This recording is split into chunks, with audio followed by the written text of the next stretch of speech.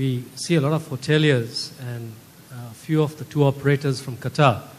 I think encouraging more tour operators to get involved with the inbound tourism, I think can be a greater potential to improve on the influx of tourism, tourists coming to Qatar.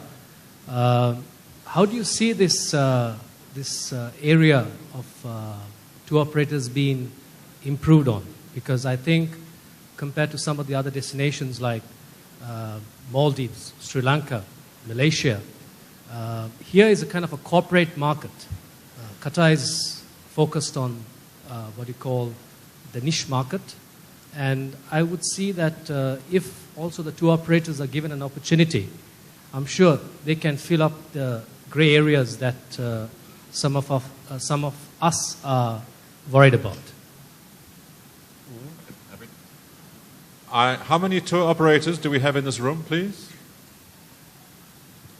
Okay, there are 10 of us, there are lots of tour operators. I don't know if this has been happening for the last 5 years. I think this is a serious step to say that the industry and the tour operators do see this potential. That's why we're here today, and I think we've got to listen to each other.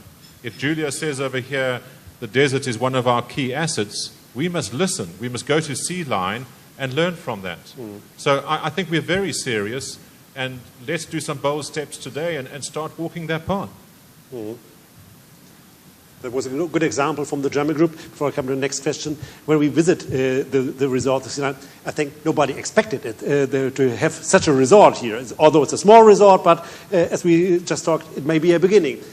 Next question coming over here. Just one more. Yeah, just before concluding talking about resorts, yes, we see a very limited number of resorts. I mean, encouraging MICE tourism.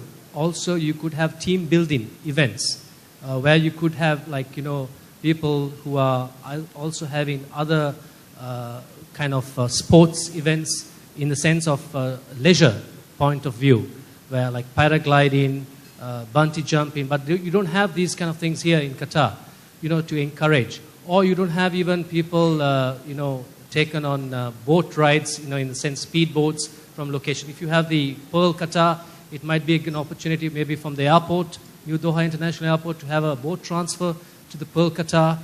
Something creative to be out of the box, At the end of the day, when you're dealing with leisure tourism, it's about diversity and being able to, as you say, plug those gaps in the market, and that will happen. You need a base and a critical mass in order to make that worthwhile commercially for investors, both public and private. And I think that critical mass is probably approaching very rapidly right now. Next question comes from my colleague Jan Aslak-Stanis. He's one of the editors covering the market for FEW magazine and Biz Travel. Further questions? This table here. Nobody's hungry? It's quite interesting. Good afternoon.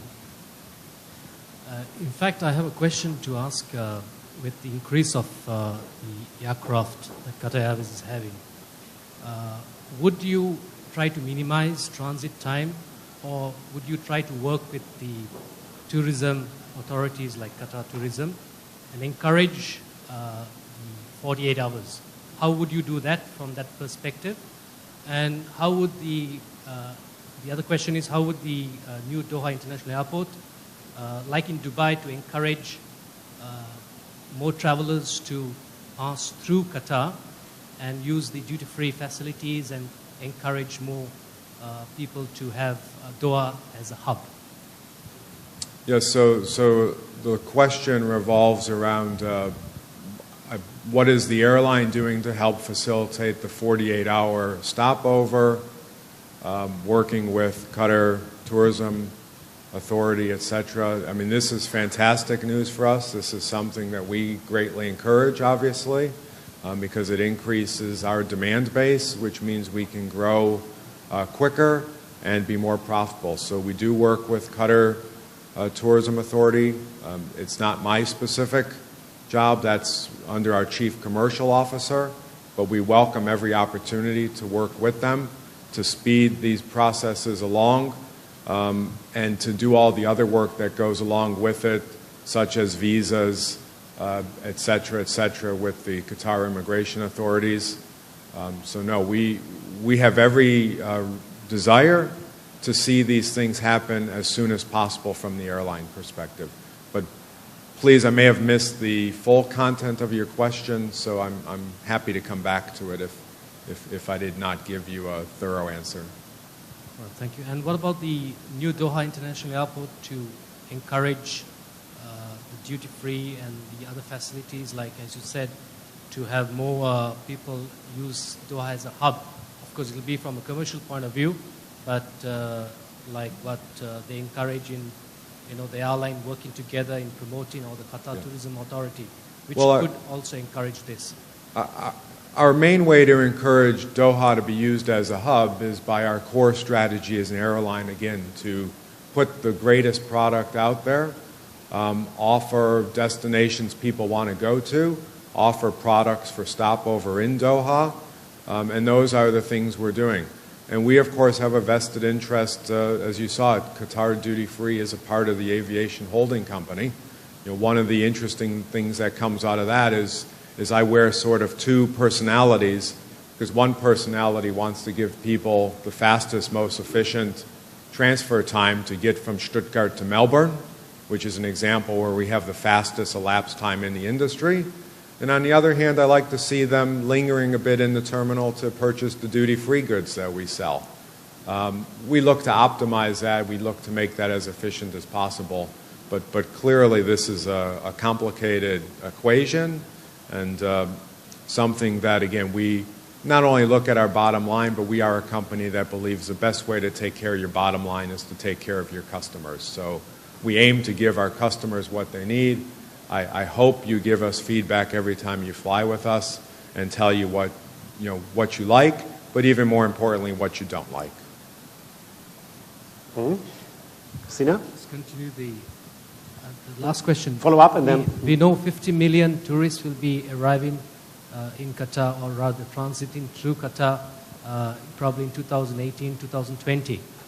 Out of that, would the calculation also be like how many of that would be probably not coming out of the Doha airport? What I mean is, would it be 50 million on transit, as you said, like connecting from Stuttgart to Melbourne? And how many would be out of that into Qatar? That's what I think a lot of people are really looking forward to. Yeah, well, those are numbers that we forecast along with the airport, because it drives how we need to build the airport and how we need to build the airline. So today, the Doha International Airport has a throughput of about 16 million plus passengers a year, of which Qatar Airways is carrying about 14 million of those. Our competitors, it mostly is traffic that is either originating or destined for Doha. Of our own traffic, it is about in the low 20% in terms of traffic that is stopping or originating Doha, and the rest is the transfer. You do need to bear in mind that in the way airports and airlines around the world account for these figures, there's an element of double counting on the transfer passenger, because they're on two flights as opposed to one.